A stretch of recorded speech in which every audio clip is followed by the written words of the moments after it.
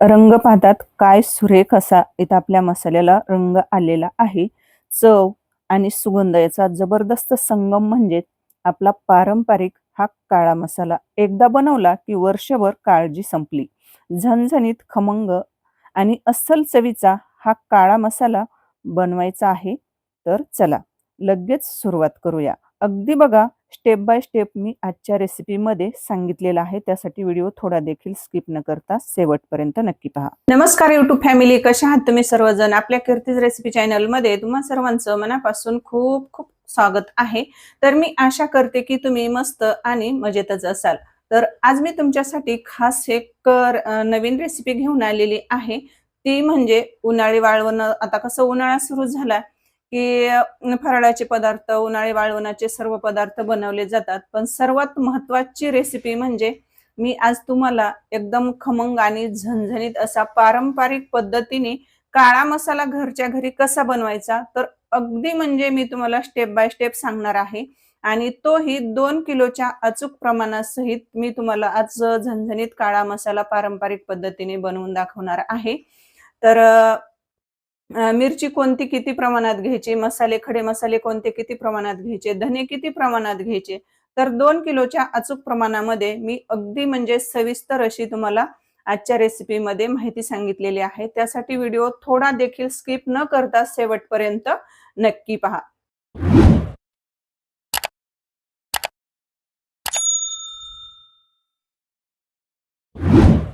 चला आता साहित्य पाहूया. इथं आपल्याला बघा सर्वात अगोदर मिरची घ्यायची आहे. इथं मी तेजा डिलक्स ही मिरची घेतलेली आहे. तर आज मी मसाला तुम्हाला 2 किलोच्या अचूक प्रमाणात बनवून दाखवणार आहे. तेजा डिलक्स ही 800 ग्रॅम मिरची घ्यायची आहे.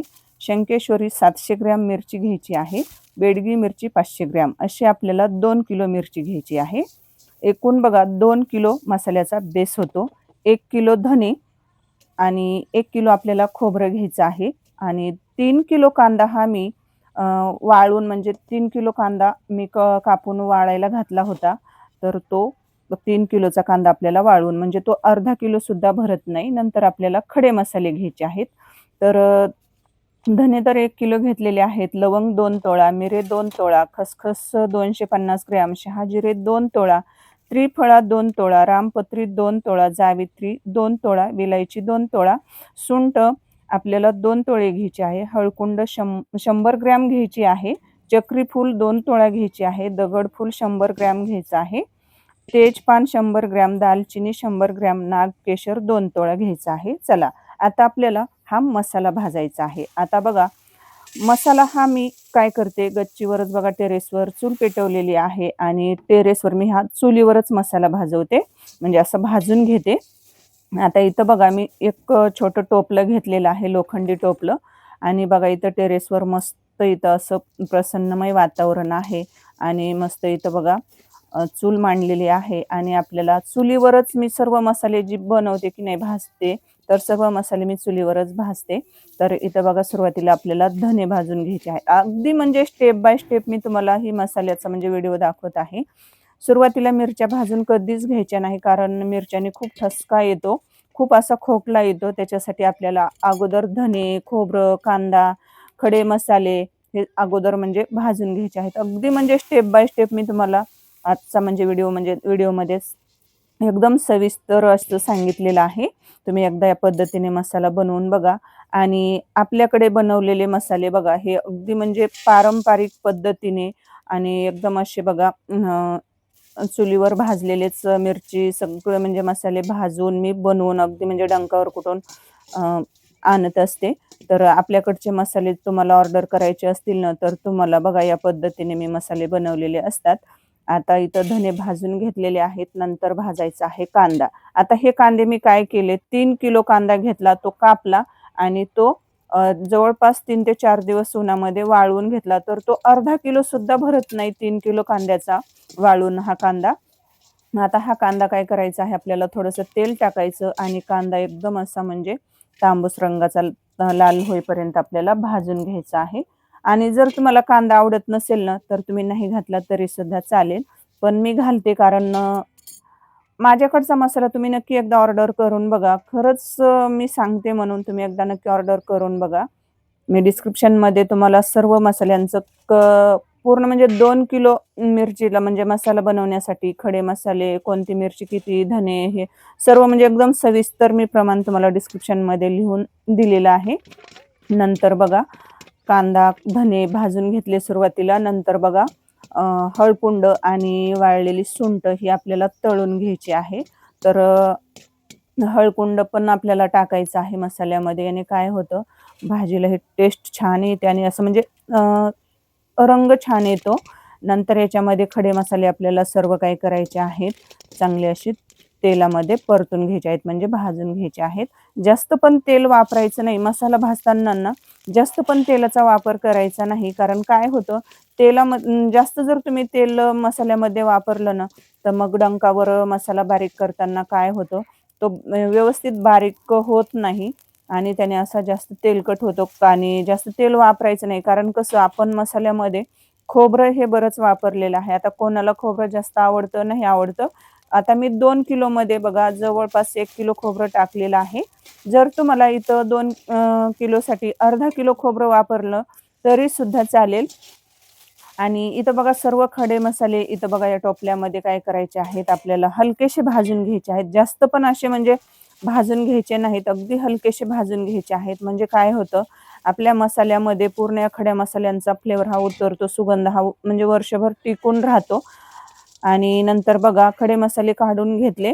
नंतर आपल्याला बघा सुक्कं खोबरं हे काय केलं मी खोबरं उन्हामध्ये वाळवलं. नंतर खिसणीने खिसलं आणि ते बघा तेल न टाकता आपल्याला हे खोबरं भाजून घ्यायचं आहे आणि हलकंसं भाजून घ्यायचं आहे. कारण कसं खोबऱ्यामध्ये आमचाच तेलकटपणा असतो, त्याच्यामध्ये तेल टाकायची अजिबात गरज नाही आणि हलकंसं भाजून घ्यायचं आहे.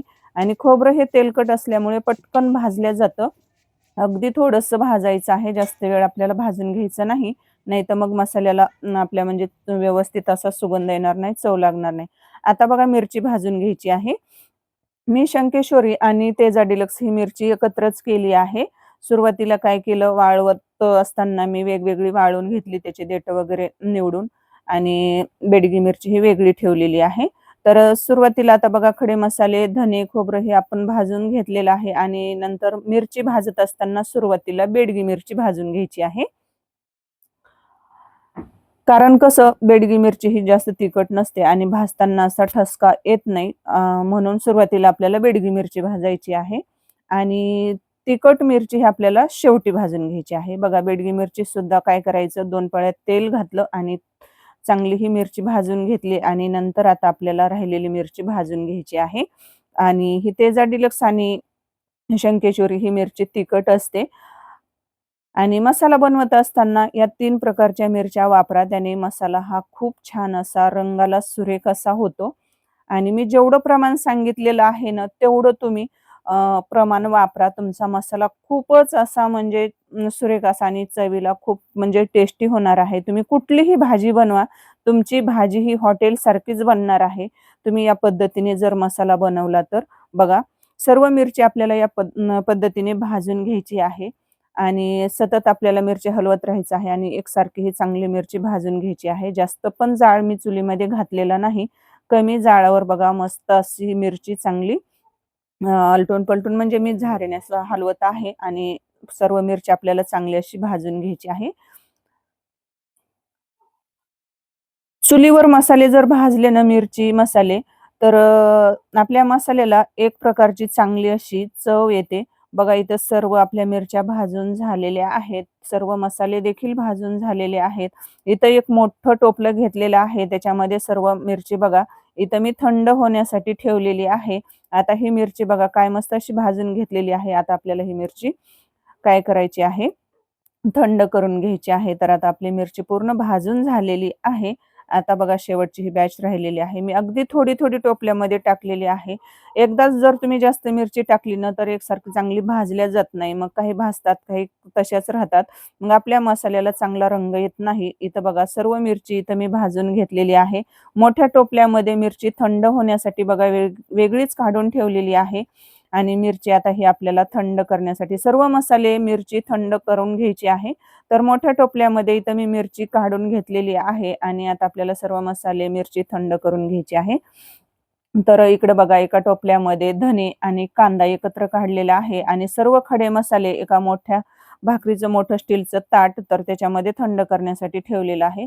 आता इथं आपले सर्व मसाले, मिरची थंड झालेली आहे. आता आपल्याला हे मसाला कुठून आणायचा आहे डंकावरती. तर बघा सर्व मसाले थंड झालेले आहेत. मग मिरचीमध्ये धने, कांदा एकत्र केलेला आहे. आता तो आपल्याला मिक्स करून घ्यायचा आहे आणि नंतर याच्यामध्ये सर्व खडे मसाले जे आपण भाजून घेतलेले आहेत तर ते घालायचे आणि सर्वात महत्त्वाचं म्हणजे फक्त आपल्याला मिरचीमध्ये खडे मसाले, धने, कांदा एवढंच एकत्र करायचं आहे मिरचीमध्ये आणि खोबरं हे आपल्याला एकत्र अजिबात करायचं नाही. तर बघा इथं सर्व खडे मसाले, धने, कांदा मिरचीमध्ये मिक्स करून घेतलेला आहे आणि बघा सर्व मसाले मिक्स करून घेतलेले आहेत आणि खोबरं एका ताटामध्ये मी थंड करण्यासाठी ठेवलेलं आहे. आता हे खोबरं आपल्याला अजिबात मिरचीमध्ये मिक्स करायचं नाही. मसाला कुटायला जात असताना ते वेगळंच न्यायचं आहे. तुम्ही माझे व्हिडिओ कुठून पाहतात, कोणत्या जिल्ह्यातून, कोणत्या गावातून पाहतात ते सुद्धा मला कमेंटमध्ये जरूर कळवा. म्हणजे मला व्हिडिओच्या शेवटी तुमचे आभार मानता येतील. आता इथं सर्व मसाले बघा मी काय केलेलं आहे 2 मोठ्या कॅरी बॅगमध्ये हे भरलेलं आहे. चला आता हे आपल्याला डंकावरती कुटण्यासाठी जायचं आहे. तर बघा खोबरं हे मी अलग म्हणजे वेगळ्या एका कॅरी बॅगमध्ये बांधलेलं आहे आणि मिरची मसाले वेगळ्या 2 कॅरी बॅगमध्ये बांधलेला आहे. आता इथं आपला बघा मसाला कुटायची चालू आहे. तर इथं बघा डंकावरती लोखंडी डंकावरती बघा इथं मी हा मसाला कुटण्यासाठी घेऊन आलेली आहे. तर भरपूर असा मसाला आहे. तर आणि खूप छान असा इथं बघा एकदम असा बारीक कुटून देतात. तर इथं आपला मसाला कुटायचा चालू झालेला आहे. आता हे मी पूर्ण कुटून घेणार आहे. इथं आपला बघा वर्षभर टिकणारा हा साठवणीतला काळा मसाला इथं बनवून तयार झालेला आहे. तर पाहू शकतात रंग काय सुरेख आलेला आहे. तर एकदम असा खमंग आणि झणझणीत असा इथं आपला काळा मसाला बनवून तयार झालेला आहे.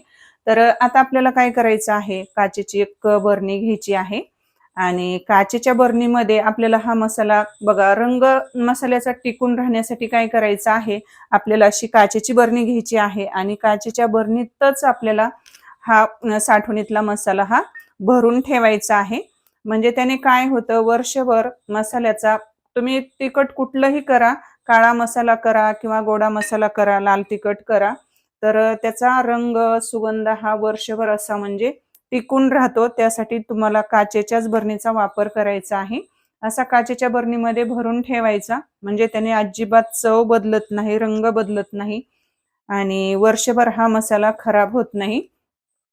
जर तुम्हाला माझ्याकडील मसाले ऑर्डर करायचे असतील ना, तर डिस्क्रिप्शन बॉक्समध्ये नंबर दिलेला आहे. तर तेथे जाऊन तुम्ही WhatsAppला मेसेज करू शकतात.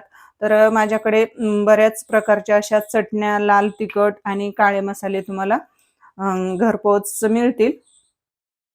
तर बघा काय मस्त असा इथं काळा झणझणीत असा पारंपरिक पद्धतीने बघा मी हा मसाला पूर्ण चुलीवर भाजलेला आहे आणि घरी मसाला बनवलेला आहे. एकदम असा शुद्ध आहे आणि डंकावर कुटून आणलेला आहे. तर बघा मस्त इथं आपला मसाला बनवून तयार झालेला आहे. तुम्ही एकदा नक्कीच ऑर्डर करा. तुम्ही एकदा जर ऑर्डर केला ना, तर तुम्ही परत परत हाच मसाला माझ्याकडचा ऑर्डर करताल. एवढा असा हा टेस्टी आणि झणझणीत असा मसाला आहे.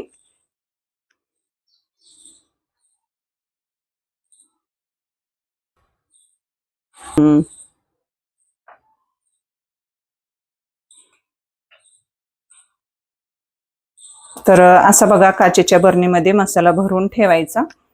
तर पाहू शकतात बघा काय मस्त असं इथं आपला हा मसाला तयार झालेला आहे. याला असं झाकण लावायचं आणि याच्यामध्ये हवा हे अजिबात जाऊ द्यायची नाही आणि ओला हात लावायचा नाही. तर इथं आपला मसाला बनवून तयार.